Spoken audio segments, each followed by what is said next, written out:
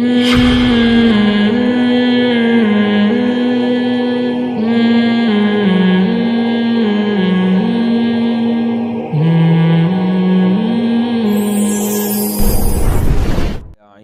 صاد ذکر رحمت ربک عبدہ زکریا، یہ سورہ مریم ہے، مکی صورتوں میں سے ہے۔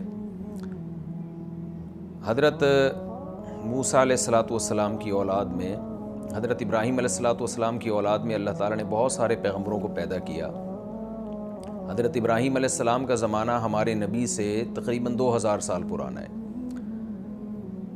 حضرت ابراہیم علیہ السلام کے دو بیٹے، ایک اسحاق علیہ السلام اور ایک اسماعیل علیہ السلام۔ اسماعیل علیہ السلام مکہ مکرمہ میں رہے اور اسحاق علیہ السلام ارض شام میں، جس کو آج فلسطین کہا جاتا ہے، جس پہ یہودیوں نے بیشتر علاقے پہ قبضہ کیا ہوا ہے۔ تو حضرت اسحاق علیہ السلام کی اولاد، پھر یعقوب علیہ السلام، پھر ان کی اولاد میں یوسف علیہ السلام، پھر یوسف علیہ السلام مصر چلے گئے تھے، پھر وہاں ظلم ہوا، موسیٰ علیہ السلام پھر مصر میں، پھر فرعون کو اللہ نے غرق کیا، پھر موسیٰ علیہ السلام کے بعد دوبارہ جہاد ہوا اور پھر دوبارہ فلسطین پہ، بیت المقدس پہ یہودیوں کا قبضہ ہوا۔ اور پھر داؤد علیہ السلام اور سلیمان علیہ السلام پیغمبر، جنہوں نے دنیا کے بیشتر علاقوں کو فتح کیا اور زبردست اسلامی حکومتیں قائم ہوئیں۔ تو یہ سلسلہ چلتا رہا یہاں تک کہ حضرت عمران، حضرت عیسیٰ علیہ السلام جو رسول اللہ صلی اللہ علیہ وسلم سے تقریباً 500 550 600 سال پہلے آخری بنی اسرائیل کے پیغمبر آئے، تو حضرت عیسیٰ علیہ السلام کی والدہ محترمہ تھیں حضرت مریم، اور حضرت مریم کے خالو تھے حضرت زکریا علیہ السلام، اور زکریا علیہ السلام کی جو زوجہ تھیں وہ ظاہر حضرت مریم علیہ السلام کی خالہ تھیں۔ تو حضرت مریم کی جو والدہ تھیں وہ حضرت عمران کی زوجہ تھیں۔ حضرت عمران کا قرآن میں اللہ نے ذکر کیا ہے، سورہ آل عمران میں میں اس کی ڈیٹیل بتا چکا ہوں، چونکہ سورہ مریم میں بھی حضرت زکریا علیہ السلام کا تذکرے سے ہی سورہ مریم شروع ہو رہی ہے، اور پھر آگے حضرت مریم اور عیسیٰ علیہ السلام کا، تو اس لیے میں نے مختصراً یہ نسب تھوڑا سا بیان کر دیا تاکہ آپ کے سامنے وہ پورا خاکہ دوبارہ آ جائے۔ تو بیت المقدس کے قریب ہی ان کی آبادی تھی۔ حضرت عمران بہت بڑے بزرگ تھے، ان کی زوجہ کے ہاں اولاد ہوئی حضرت مریم کی، اور آپ کی حضرت مریم کی والدہ کا انتقال ہو گیا، تو حضرت مریم کی کفالت کی حضرت زکریا علیہ السلام کی زوجہ نے۔ حضرت زکریا علیہ السلام کے خود اولاد نہیں تھی، آپ بھی اللہ کے پیغمبر تھے، تو زکریا علیہ السلام کے تذکرے سے اللہ تعالیٰ نے سورہ مریم کو شروع کیا۔ تو اس سے پتہ چلتا ہے کہ یہ جو واقعہ ہے ہمارے نبی صلی اللہ علیہ وسلم سے تقریباً 600 سال پرانا واقعہ ہے۔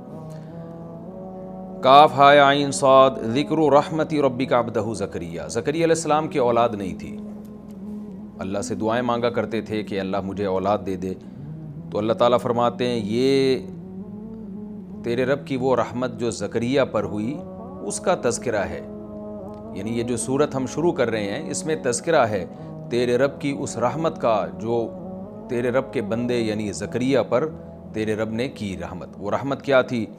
اذ نادا ربہ نداء خفیہ، جب زکریا نے اپنے رب کو چپکے سے پکارا۔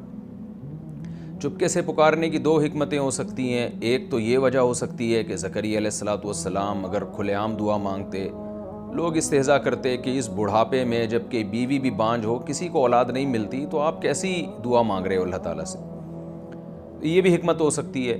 اور اس سے بڑی حکمت یہ ہو سکتی ہے کہ دعا میں اصل یہی ہے کہ خفیہ مانگی جائے، جیسے قرآن مجید میں دوسرے مقام پر آتا ہے ادعوا ربکم تضرعا وخفیہ، اپنے رب کو چپکے سے پکارو۔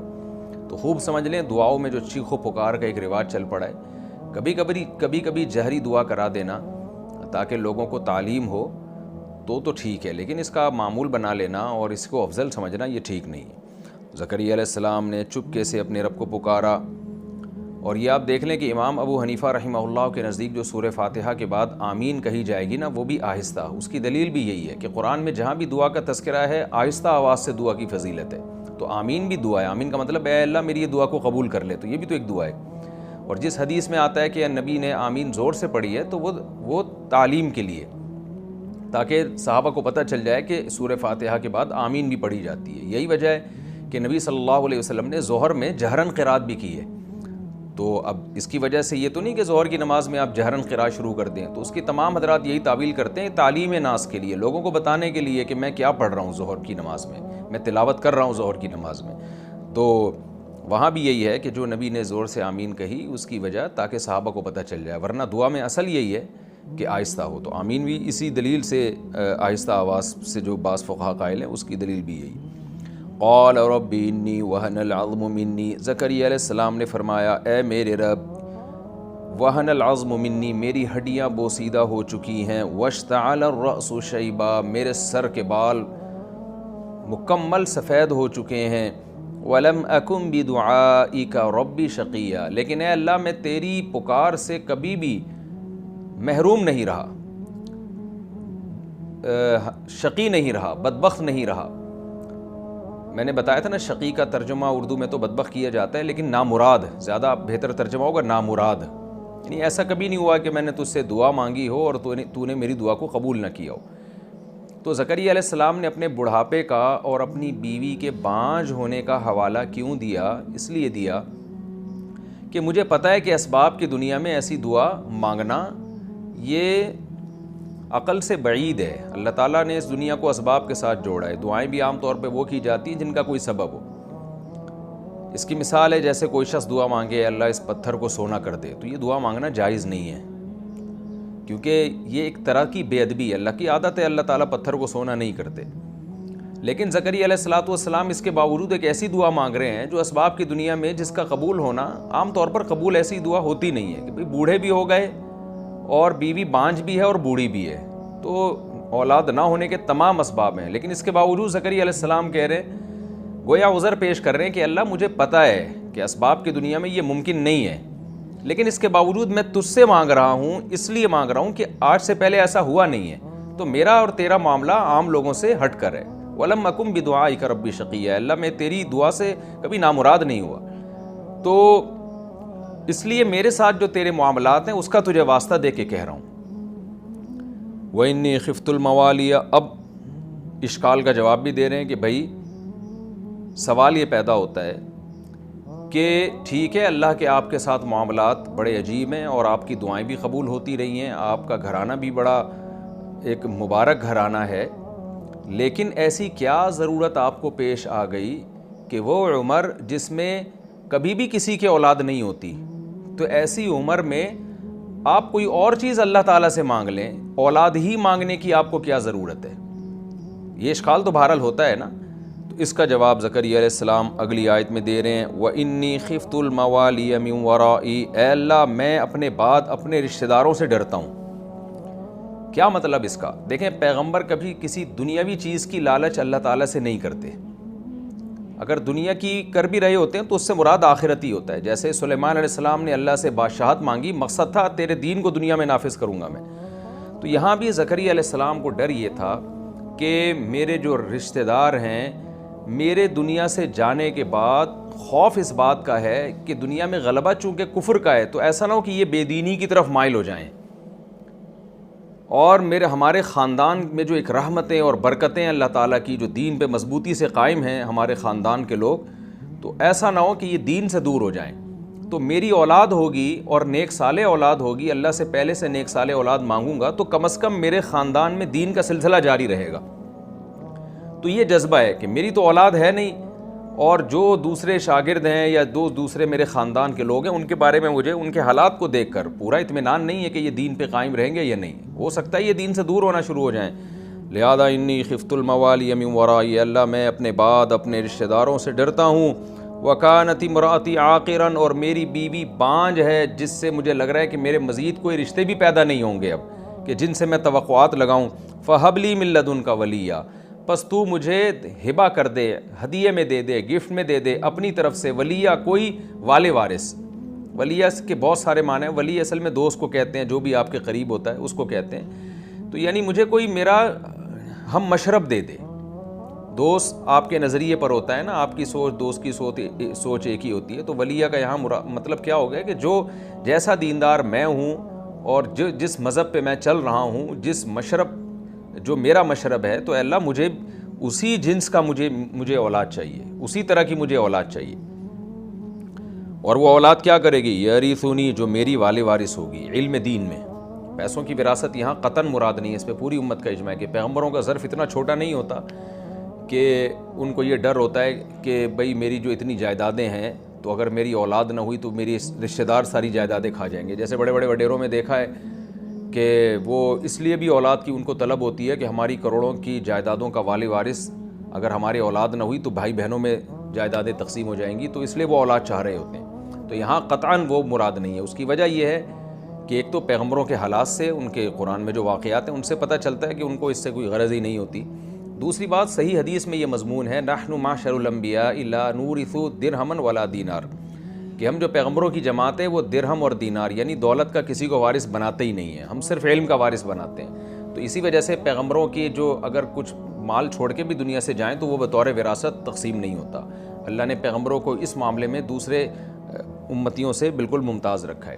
جائیداد اور وراثت امتیوں کی تقسیم ہوتی ہے، باپ کا اتنا حصہ، ماں کا اتنا حصہ، بیوہ کا اتنا حصہ، اولاد کا اتنا حصہ، لیکن پیغمبروں کی وراثت کبھی بھی تقسیم نہیں ہوتی، وہ ساری کے ساری بیت المال میں جاتی ہے، غربا اور مساکین میں تقسیم ہوتی ہے، جو بھی انسانی کی خیر خواہی کے کام ہیں ان میں تقسیم ہوتی ہے۔ تو اس لیے یہاں پر پوری امت کا اجماع ہے کہ یہاں زکریا علیہ السلام کے وراثت سے مراد ہے جو میرا وارث بنے علم میں، دین میں۔ تو جو علم تو نے مجھے حلال و حرام کا دیا ہے اور جو تقویٰ تو نے مجھے دیا ہے، اے اللہ میں چاہتا ہوں میرا وارث کوئی پیدا ہو، یہ تقویٰ اور یہ علم وہاں ٹرانسفر ہو۔ یرثنی ویرث من آل یعقوب، اور آل یعقوب کا بھی وارث ہو۔ تو نے ابراہیم علیہ السلام سے وعدے کیے تھے کہ ان کی اولاد میں تو دین کو جاری کرے گا۔ یعقوب علیہ السلام کی اولاد میں دین جاری ہوا، اسحاق علیہ السلام کے بیٹے یعقوب، ان کی اولاد میں دین جاری ہوتے ہوتے ہوتے ہوتے یہ سلسلہ مجھ تک پہنچا ہے۔ اب میرے اولاد نہیں ہے تو میرا تو سلسلہ رک گیا یہاں پہ۔ تو جو ابراہیم علیہ السلام سے تو نے وعدے کیے تھے تو میں چاہتا ہوں کہ وہ میری اولاد سے بھی ہوں، اس لیے بھی مجھے اولاد چاہیے۔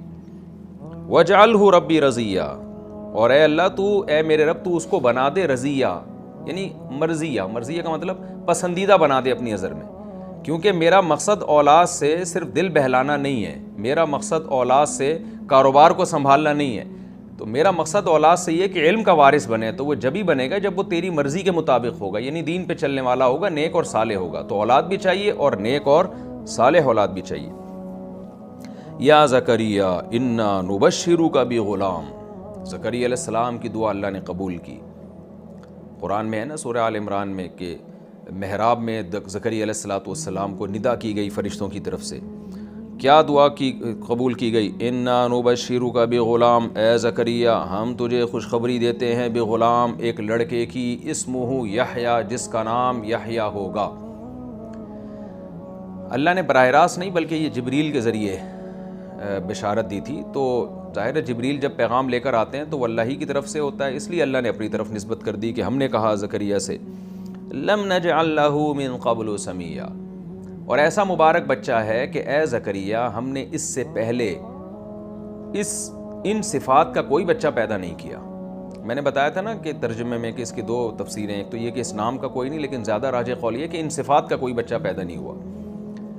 تو یہاں ایک اشکال ہوتا ہے کہ بھئی سارے پیغمبر اچھی صفات پہ دنیا میں آئے، ابراہیم علیہ السلام بھی، عیسیٰ علیہ السلام بھی، عیسیٰ علیہ السلام تو بعد میں آئے تھے، داؤد علیہ السلام، تو یہ کیا بات ہے، ان میں کون سی ایسی خاص بات تھی؟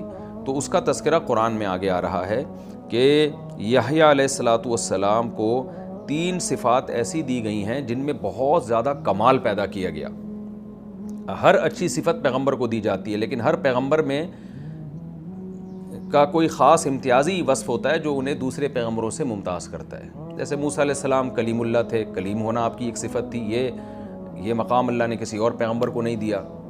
ہمارے نبی صلی اللہ علیہ وسلم آخری نبی ہیں، اور آپ کے دنیا میں آنے کے بعد تمام شریعتیں منسوخ ہو گئیں اور آپ ساری دنیا کے سارے انسانوں کے لیے آئے۔ یہ جو وصف ہے یہ اللہ نے کسی اور پیغمبر کو نہیں دیا۔ آدم علیہ السلام تمام انسانوں اور تمام پیغمبروں کے والد ہیں، یہ صفت اللہ نے کسی پیغمبر کو نہیں دی۔ اسماعیل علیہ السلام ذبیح اللہ ہیں، ابراہیم علیہ السلام خلیل اللہ ہیں، یہ صفت اللہ نے کسی کو نہیں دی۔ تو اسی طرح اللہ نے یحییٰ علیہ السلام کو 3 صفات جن کا قرآن میں تذکرہ ہے، 3 وہ صفات ہیں جن کا اس موقع پہ تبصرہ ہے، اور 2 صفات ہیں جن کا سورہ آل عمران میں تبصرہ ہے۔ وہ 3 صفات کیا ہیں جو آگے آ رہی ہیں؟ ایک صفت کیا ہے؟ حنانم من لدنا، حنان کہتے ہیں بہت زیادہ رحم دل اور نرم دل. تو حضرت یحییٰ علیہ الصلاۃ والسلام ایک ایسے بچے تھے کہ بہت زیادہ اللہ نے آپ کی طبیعت میں نرم دلی رکھی تھی. نرم دل کیا ہوتا ہے؟ کسی کی تھوڑی سی مصیبت کو دیکھ کے اس پہ ترس آ جانا، رحم آ جانا. اللہ کی بھی ایک صفت ہے نا، رؤوف، رأفت والا. تو مظلوم پہ بہت زیادہ جذبہ پیدا ہو جانا. اور زکوٰۃ کا مطلب پاکیزہ کیا مطلب؟ اخلاق کے لحاظ سے انتہائی پاکیزہ، ذرہ برابر حسد کا شائبہ بھی نہیں، کسی سے بغض کا شائبہ بھی نہیں، کینہ، تکبر، یہ جو باطنی صفات برائیاں ہوتی ہیں ان سے بالکل پاک، اور اخلاق حمیدہ میں کمال درجے تک پہنچے ہوئے. یہ مطلب ہے زکوٰۃ کا، یعنی بہت زیادہ پاکیزہ طبیعت کے. وَكَانَ تَقِيًّا، اور تھے پرہیزگار. یعنی دو صفات جو تھیں ان کا تعلق ہے دل سے، حنان اور زکوٰۃ کا. اور تقیہ کا تعلق ہے عمل سے، عمل میں بھی بہت زیادہ پرہیزگار، یعنی شبہات سے بھی بچنے والے. ایک ہوتا ہے نا یعنی تقوی کے اعلیٰ مقام پہ ذرا سا پتہ چل جائے کہ اس عمل میں اللہ کی ناراضی تو دور کی بات، اللہ کی ناراضی کا شائبہ بھی ہے، اس عمل سے بھی دور رہنے والے. یہ عملی آپ کے اندر یہ ایک صفت تھی. اور سورہ آل عمران میں کیا ہے؟ سیدن و حصوراً، کہ سید بھی تھے، حصور بھی. کیا مطلب؟ سردار. اللہ نے آپ کو ایسی صفات سے نوازا تھا کہ سرداری آپ کے لائق تھی، لوگ آپ کو سردار بناتے. اور حصور کا مطلب، اب حصور کے دو مفہوم بیان کیے گئے ہیں. ایک مفہوم تو یہ کہ عورت سے اجتناب کرنے والے، حصور. حصر کہتے ہیں اپنے آپ کو روک لینا، یعنی حیا کا اتنا زیادہ غلبہ تھا آپ میں کہ عورت کی طرف جو ایک طبعی طور پہ طبیعت مائل ہوتی ہے اس میں حیا بہت زیادہ رکاوٹ تھی. یہ نہیں کہ آپ کو کوئی جسمانی لحاظ سے کمزوری تھی، پیغمبر اس قسم کے تمام عیبوں سے پاک ہوتے ہیں. تو مردانہ وجاہت یا مردانہ لحاظ سے جو انسان میں قوت اور طاقت ہوتی ہے وہ تو علی وجہ الکمال تھی، لیکن حیا کا غلبہ اور خدا کے خوف کا غلبہ اور جو ہے حیا کا غلبہ اتنا زیادہ تھا کہ عورت کی طرف میلان نہیں تھا. اب اس کے بھی دو مفہوم بیان کیے گئے کہ عورت کی طرف میلان نہ ہونے کا کیا مطلب ہے. بعض لوگ تو اس طرف گئے ہیں کہ نکاح کی رغبت بھی نہیں تھی، لیکن راجح قول یہ ہے کہ ایسا نہیں ہے. نکاح کی رغبت کا ہونا یہ تو پیغمبروں میں ایک صفت ہوتی ہے نکاح کی، یہ مطلب ہے نامحرم عورت کی طرف. تو عام لوگوں کی طبیعت کیا ہوتی ہے کہ کوئی نامحرم عورت جب جا رہی ہو، خوبصورت عورت ہو، دیکھنے کا دل کرتا ہے، لیکن وہ خدا کے خوف سے نظر جھکا لیتے ہیں. لیکن بعض لوگ تقوی کے ایسے اعلیٰ مقام پر ہوتے ہیں کہ حیا کا اتنا زیادہ غلبہ ہوتا ہے کہ ان کی طبیعت میں وسوسے کے درجے میں بھی میلان نہیں ہوتا. جیسے یوسف علیہ السلام کے بارے میں آتا ہے نا، وَلَقَدْ هَمَّتْ بِهِ وَهَمَّ بِهَا، سورہ یوسف میں، کہ جو عزیز مصر کی بیوی تھی اس کے دل میں بھی خیال پیدا ہوا اور یوسف کے دل میں بھی میلان پیدا ہوا. تو میلان پیدا ہونا ایک نیچرل چیز ہے، لیکن یوسف علیہ السلام نے اپنے اس میلان پر خدا کے خوف کی وجہ سے قابو پا لیا. لیکن یحییٰ علیہ السلام کی طبیعت ایسی تھی کہ میلان بھی پیدا نہیں ہوتا غیر محرم کی طرف. تو یہ اللہ نے آپ کو ایک کمال کی صفت عطا فرمائی تھی. اب حصوراً یا تو ایک الگ صفت ہے یا تقیہ میں ہی داخل ہے وہ. تو اگر ایک الگ صفت مانے تو وہ چوتھی صفت ہو گئی، اور اگر تقیہ کے مفہوم میں ہی داخل کریں تو تقیہ ہی کے کمال یہ ہے کہ حصور ہو جائے انسان، اور غیر کی طرف جہاں ذرا سا بھی گناہ کا شائبہ بھی ہو اس طرف وسوسے کے درجے میں بھی اس چیز کا خیال نہ آئے. تو یہ اللہ تعالیٰ نے آپ کو الگ صفات سے نوازا تھا. وَبَرًّا بِوَالِدَيْهِ، اور اسی تقوی کا کہ تکمیلات میں سے یہ تھی یہ بات. حنان اور زکوٰۃ میں نے بتایا نا دل کی صفات، اور تقیہ کا مطلب جو عملی صفات تھیں. تو ان عملی صفات میں تقوی تھا. اس تقوی کا ایک مظہر یہ بھی تھا کہ برًّا بِوَالِدَيْهِ، اپنے والدین کے ساتھ بہت زیادہ اچھا سلوک کرنے والے، کیونکہ جس کے دل میں اللہ کا خوف ہوتا ہے وہ والدین کے ساتھ بہت اچھا سلوک کرتا ہے. تو یہ دعا مانگی زکریا علیہ السلام نے، اور اللہ نے آپ کی دعا قبول کی اور فرمایا کہ اس صفات کا اس سے پہلے میں نے پیدا نہیں کیا. قال ربی انا یکون لی غلام، زکریا علیہ السلام نے فرمایا اے میرے رب میرے اولاد کیسے ہو جائے گی. وکانت امراتی عاقرا، میری بیوی تو بانجھ ہے. وقد بلغت من الکبر عتیا، اور میں بڑھاپے کی بھی انتہا کو پہنچ چکا ہوں. کیا مطلب یہ کہ اللہ تو نے مجھ سے اولاد کا تو وعدہ کر لیا، خوشخبری مل گئی، اس کی صورت کیا ہوگی؟ کوئی فرشتہ مجھے اولاد لا کے گود میں میری زوجہ کی گود میں رکھ کے چلا جائے گا؟ کیونکہ اس بڑھاپے میں حمل تو ٹھہرتا نہیں ہے، نہ میرے اندر زوجہ سے مقاربت کی قوت اور طاقت ہے.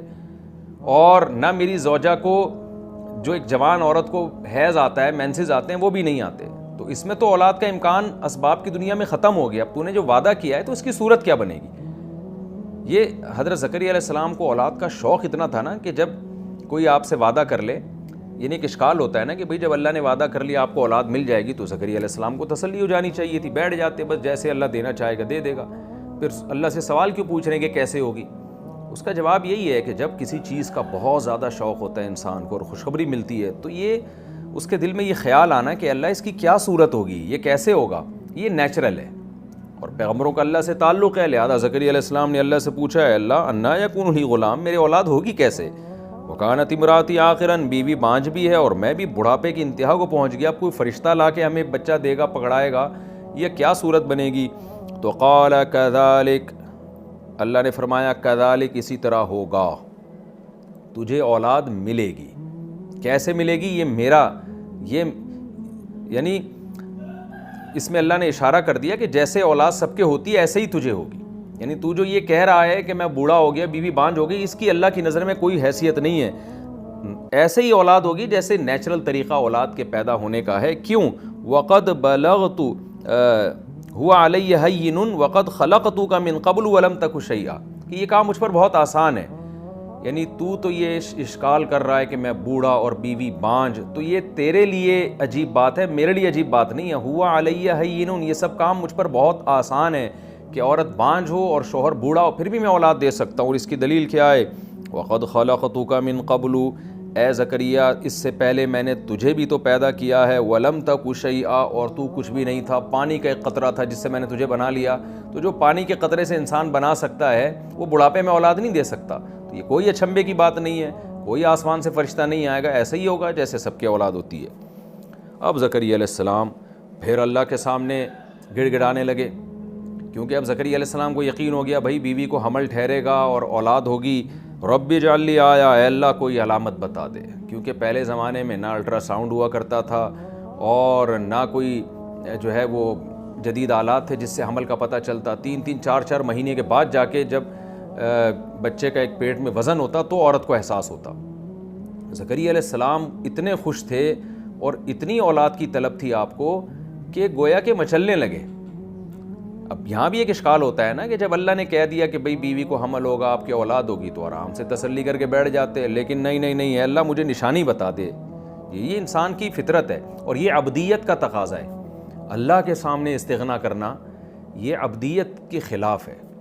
بڑوں کے سامنے استغنا کرنا یہ بھی ایک تکبر ہے. تو جب کوئی بڑا آپ کو گفٹ دے رہا ہو نا تو آپ کو چاہیے آپ خوشی کا اظہار کریں. آپ استغنا نہ کریں کہ اچھا ٹھیک ہے آپ نے وعدہ کیا تو ٹھیک ہے، مجھے پتہ ہے آپ وعدہ پورا کریں گے، تو جب آپ پورا کرنا ہو تو مجھے بتا دیے گا. نہ آپ جب عید کا دن ہوتا ہے اور بچے عیدی کے لیے مچلتے ہیں، بھاگتے ہیں آپ کے پیچھے، تو ماں باپ کو یہ عمل اچھا لگتا ہے بچوں کا. جب آپ کوئی گفٹ دیتے ہیں تو اچھا لگتا ہے ماں باپ کو کہ بچے اس پہ خوش ہو جائیں.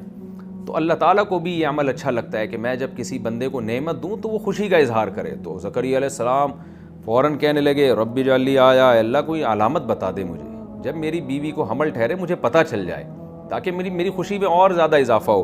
قال آیتک اللہ تکلم الناس، اللہ نے فرمایا اے زکریا تیری نشانی یہ ہے. دیکھیں اللہ کی جب رحمت ہوئی ہے تو پھر اللہ تعالیٰ بھی زکریا علیہ السلام کی ساری دعائیں قبول کرتے جا رہے ہیں.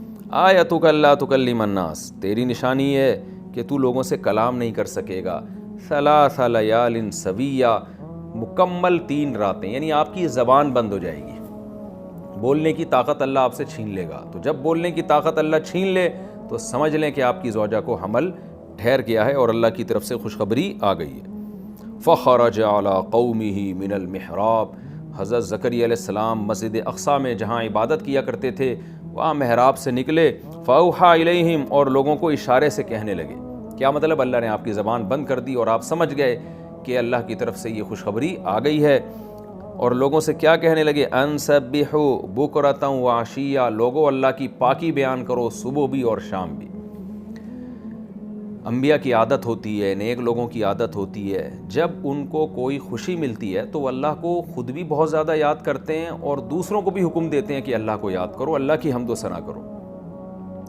جب مکہ فتح ہوا کتنی بڑی خوشخبری تھی، تو تو اللہ نے کیا فرمایا اپنے حبیب صلی اللہ علیہ وسلم سے، اذا جاء نصر اللہ والفتح ورأیت الناس يدخلون فی دین اللہ افواجا فسبح بحمد ربک واستغفر۔ اے نبی آپ اللہ کی حمد و ثنا کیجیے اور اس کی پاکی بیان کیجیے۔ تو جتنے بھی اہل اللہ ہیں ان کی ہمیشہ سے یہ سنت رہی ہے کہ جب بھی انہیں کوئی خوشی ملتی ہے خود بھی اللہ کی حمد و ثنا کرتے ہیں، لوگوں کو بھی۔ اور جو بے دین لوگ ہیں جب انہیں کوئی خوشی ملتی ہے وہ شراب و کباب کی طرف جاتے ہیں، وہ غیر سنجیدہ حرکتوں کی طرف جاتے ہیں۔ تو زکریا علیہ السلام نے اپنی قوم سے فرمایا، ان سبحوا بکرۃ وعشیا، لوگو اللہ کی پاکی بیان کرو صبح بھی اور شام بھی، یعنی کثرت سے اللہ کا ذکر کرو۔ یا یحییٰ خذ الکتاب بقوہ، حضرت زکریا کے اولاد ہوئی اور یحییٰ علیہ السلام شعور کی عمر کو پہنچے۔ 7 سال کا جو بچہ ہے نا، یہ وہ عمر ہوتی ہے جس میں اس میں کچھ سمجھنے کی صلاحیت پیدا ہو جاتی ہے۔ تو تھے بچے، مگر جب سن شعور کو پہنچے، کچھ نہ کچھ آپ میں شعور پیدا ہوا، تو اللہ نے یحییٰ علیہ السلام سے کیا فرمایا، خذ الکتاب بقوہ، اے یحییٰ اس کتاب کو جس کو تورات کہا جاتا ہے، جو اللہ نے موسیٰ پہ نازل کی، اس وقت تک انجیل نازل نہیں ہوئی تھی، اس کتاب کو قوت سے تھام لیں۔ آپ نے اس پر مضبوطی سے عمل کرنا ہے اس کتاب پہ۔ کیوں؟ آپ کے باپ کی آپ وصیت ہو، آپ کے باپ کو میں نے بطور تحفہ میں آپ کو دیا ہے، لہذا آپ نے تورات کو مضبوطی سے تھام لینا ہے۔ وَآتَيْنَاهُ الْحُكْمَ صَبِيًّا، اللہ کہتے ہیں ہم نے آپ کو بچپن میں ہی علم عطا کر دیا تھا، نہ بلوغت سے پہلے ہی اللہ نے علم عطا کر دیا۔ بعض نے یہاں حکم سے مراد نبوت لی ہے، وہ بھی ایک مضبوط قول ہے۔ تو اس کا نتیجہ یہ نکلے گا کہ یحییٰ علیہ السلام کو بچپن میں ہی اللہ نے نبوت دے دی۔ عام طور پہ پیغمبروں کو نبوت 40 سال میں ملتی ہے، لیکن یحییٰ علیہ السلام کو بچپن میں۔ اور بعض مفسرین اس طرف گئے ہیں کہ یہاں نبوت مراد نہیں ہے بلکہ علم مراد ہے، سمجھ بوجھ مراد ہے۔ علم سے مراد بھی سمجھ بوجھ۔ بعض بچے بچپن میں بڑے سمجھدار ہوتے ہیں، ان میں حق اور باطل، صحیح اور غلط میں تمییز کی صلاحیت پیدا ہو جاتی ہے۔ آج بھی ایسے علماء کے واقعات ہیں کہ جب آپ ان کی سیرت پڑھیں تو پتہ چلتا ہے کہ بھئی ان میں بچپن سے ہی اللہ نے بہت زیادہ سمجھداری پیدا کی تھی۔ بچوں میں بھی آج بھی یہ دیکھنے میں فرق نظر آتا ہے، لیکن یحییٰ علیہ السلام کو اللہ نے خاص علم عطا کیا۔ وَحَنَانًا مِن لَدُنَّا، اللہ کہتے ہیں ہم نے اپنی طرف سے آپ میں رحم دلی پیدا کی۔ وَزَكَاةً، اور آپ کو بہت پاکیزہ بنایا، یعنی اخلاق کے اعتبار سے۔ وَكَانَ تَقِيًّا، اور بہت زیادہ اللہ سے ڈرنے والے، یعنی بچنے والے گناہوں سے، اللہ کے خوف سے، گناہوں سے بہت زیادہ بچنے والے تھے۔ وَبَرًّا بِوَالِدَيْهِ، اور آپ کی ایک صفت یہ بھی تھی کہ اپنے والدین کے ساتھ بہت اچھا سلوک کرنے والے۔ اللہ نے بطور گفٹ کے دیے نا، تو وہ اولاد جو ماں باپ کو ستانا شروع کر دے وہ تو عذاب بن جاتی ہے۔ تو باپ اور ماں کے ساتھ اچھا سلوک کرتے تھے۔ وَلَمْ يَكُنْ جَبَّارًا عَصِيًّا، سخت طبیعت کے اور نافرمان نہیں تھے۔ وَسَلَامٌ عَلَيْهِ، اور اللہ نے اس وقت یہ اعلان کر دیا کہ ان پر سلامتی ہو یوم وُلِدَ، جس دن یہ پیدا کیے گئے، یعنی ہر قسم کے شر سے اللہ ان کو محفوظ رکھے۔ وَيَوْمَ يَمُوتُ، اور جس دن ان کی موت واقع ہوگی اس دن بھی یہ شر سے محفوظ رہیں گے۔ وَيَوْمَ يُبْعَثُ حَيًّا، اور جس دن قیامت کے دن زندہ کر کے اٹھائے جائیں گے اس وقت بھی اللہ ان کو شر سے محفوظ رکھے گا۔ تو